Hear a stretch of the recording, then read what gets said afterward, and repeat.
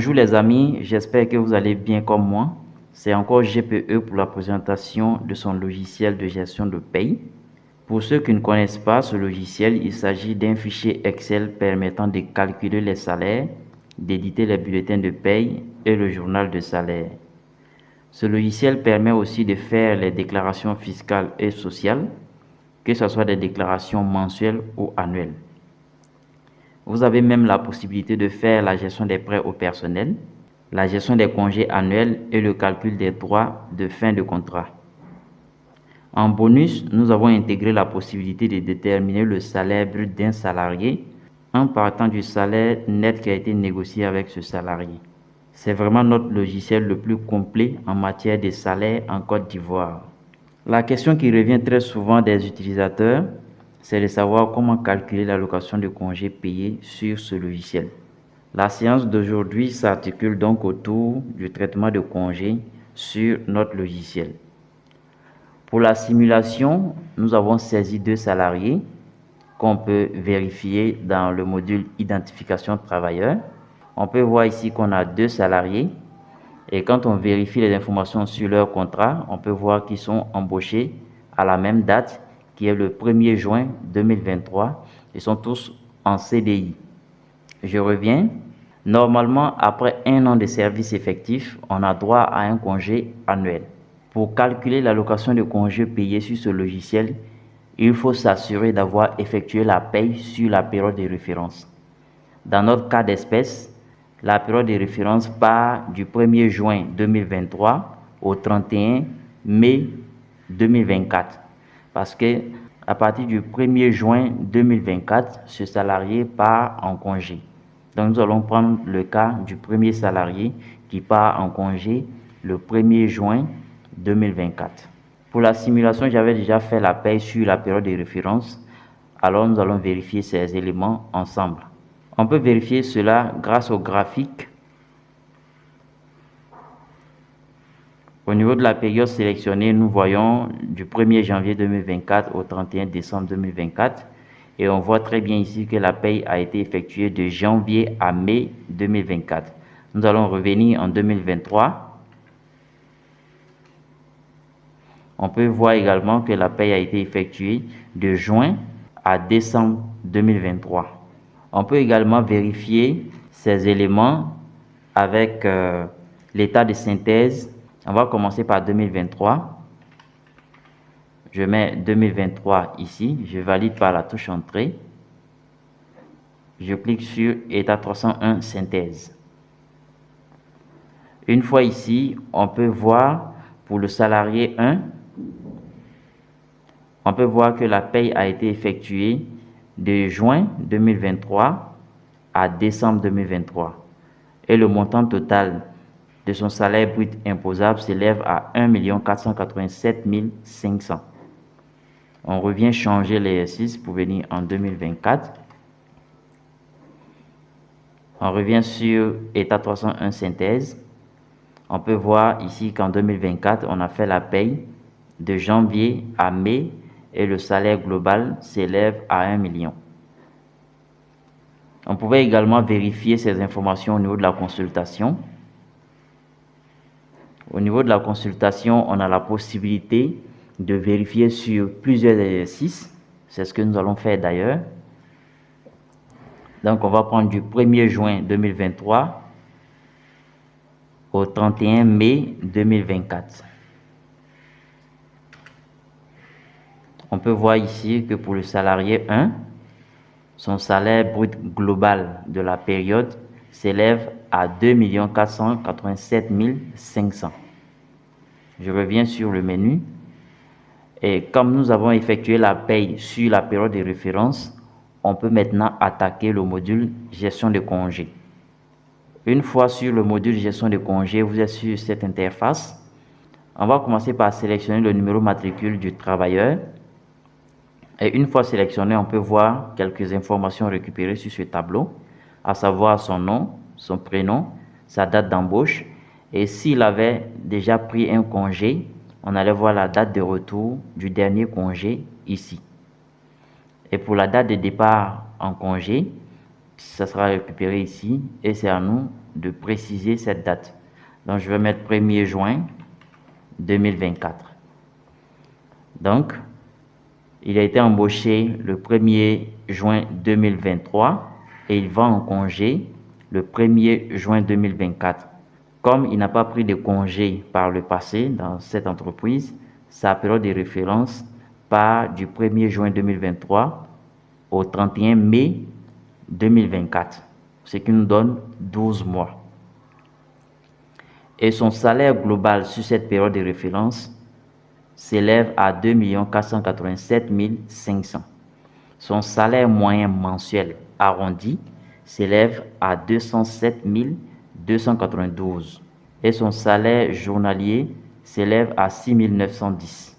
En jours calendaires, le système détermine 31 jours de congé. Donc vous pouvez calculer, normalement un salarié a droit à 2,2 jours de congé par mois. Et avec ces 31 jours de congé, sa date de reprise est prévue pour le 3 juillet 2024. Et quand on ramène son salaire moyen journalier aux 31 jours, cela nous donne 214 210.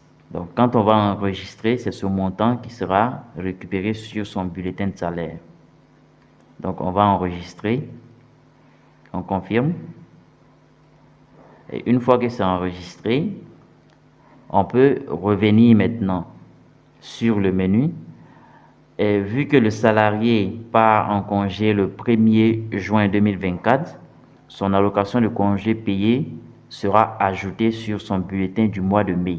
Mais pour calculer son ACP, il faut d'abord faire la paye du mois de mai sans son ACP pour pouvoir déterminer son salaire moyen mensuel.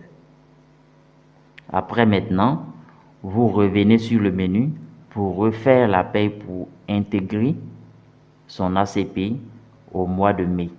Donc j'ai sélectionné le mois de mai 2024, je clique sur le bouton. On me dit que la paye est déjà enregistrée pour mai 2024. Voulez-vous la refaire? Je fais oui. Et voilà, la paye est effectuée. Donc si je viens sur son bulletin de mai, on peut voir ici, congé payé, 214 210 et ça rentre dans son salaire brut imposable. Voilà comment on fait pour calculer l'ACP d'un employé. Maintenant, il y a des cas particuliers où l'utilisateur vient de prendre le logiciel et il n'a pas fait la paye sur la période de référence dans ce logiciel. Dans ce cas, on revient sur le module gestion de congés. Je vais effacer ce congé et on va reprendre. Je sélectionne le nom du salarié. Je mets sa date de départ. Et avec ça, parce que maintenant le montant de l'ACP a changé parce que l'allocation de congé que nous avons validée là fait toujours partie de sa paye de mai. Parce que pour retirer ça, il faut revenir, parce qu'on a supprimé le congé, il faut revenir faire la paye sur le mois de mai pour enlever le congé. Après avoir enlevé, vous allez voir que l'ACP va retrouver le même montant, c'est-à-dire 214 210. Mais si vous n'avez pas fait la paye sur la période de référence dans ce logiciel, vous n'aurez pas ce salaire global. Vous ne pouvez pas donc calculer le salaire moyen mensuel. Donc, ce qu'il faut faire, il faut mettre directement le montant de l'ACP ici. Il faut calculer le montant de l'ACP de façon extra et venir le mettre ici.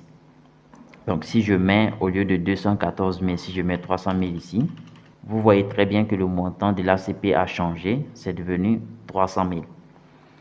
Maintenant, il y a certains cas aussi où la personne a fait la paye dans ce logiciel, mais par le passé, les congés pris par le salarié en question n'ont pas été traités dans ce logiciel, donc vous n'aurez pas la date de retour du dernier congé dans ce logiciel. Vous avez la possibilité de déterminer ça ici.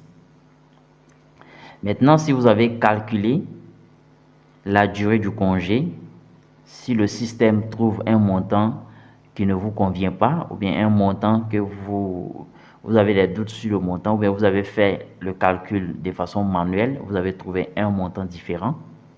Ça dépend de la formule qu'on utilise. Il y a certains qui s'alignent sur le calendrier.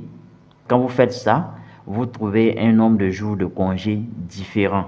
C'est-à-dire en jour calendaire, vous trouvez un nombre de jours différent de ce que détermine le logiciel. Donc ce qu'il faut faire, il faut mettre le nombre de jours ici. Si vous avez trouvé 35 jours, il faut mettre ici 35. Et une fois que vous mettez 35 jours, vous voyez que le logiciel a considéré les 35 jours.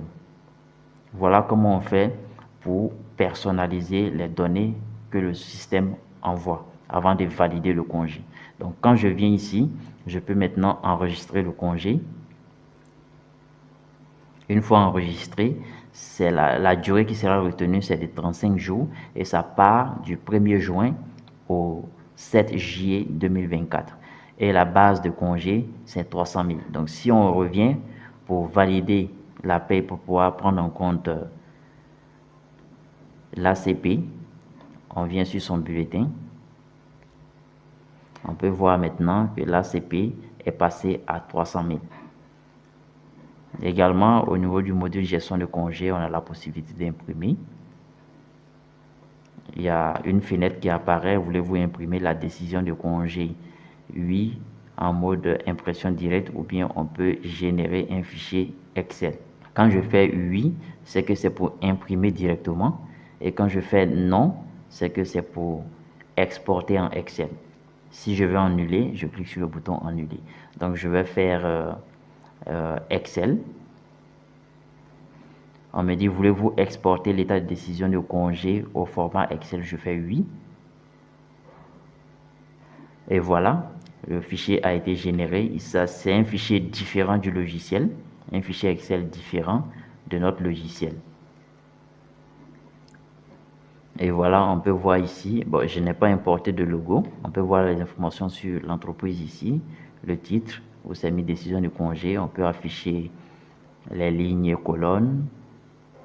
Voilà, on peut même insérer une colonne pour bien centrer.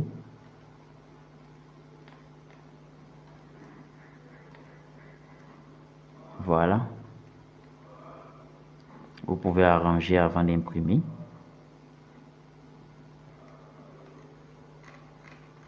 Maintenant, si vous avez un autre modèle de décision de congé, on peut l'intégrer au logiciel. Donc, l'ensemble des informations concernant son congé sont récupérées sur cet état. On peut voir le nombre de jours de congé, la date de début du congé et la date de fin du congé. Je reviens sur le logiciel. Comme je le disais tout à l'heure, je pouvais importer un logo et pour ce faire, il faut cliquer sur ce bouton « Importer logo ». Là, je prends mon logo, je fais OK. Votre logo a été importé avec succès. Je fais maintenant « Appliquer le logo ». Voilà, le logo est appliqué. À présent, si je viens sur le bulletin de salaire, il n'y avait pas de logo. Maintenant, le logo est importé. Je reviens sur le menu. Voilà comment fonctionne la gestion des congés sur ce logiciel. Merci d'avoir regardé la vidéo. À la prochaine pour une nouvelle vidéo. Portez-vous bien.